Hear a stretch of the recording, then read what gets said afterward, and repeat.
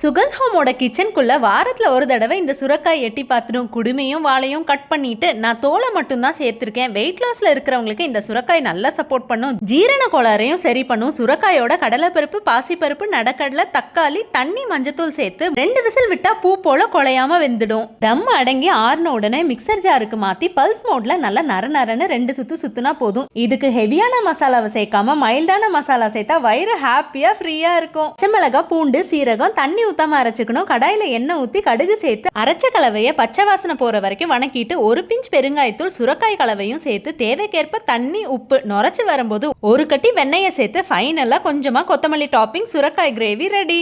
Onion பராத்தாவோட அடுப்புல இருந்து அவசரமா இறக்கின சூடான சுரக்காய் கிரேவி, ஜீரா ரைஸ் சாப்பிட்டதுக்கு அப்புறம் எப்பவுமே ஒரு ஸ்வீட் கிரேவிங்ஸ் இருக்கும். அதை மட்டும் என்னால தவிர்க்கவே முடியாது. பாக்கி விவரம் எல்லாம் லாங் வீடியோல போஸ்ட் பண்ணிருக்கேன். தேவைப்படுறவங்க செக் பண்ணிக்கோங்க.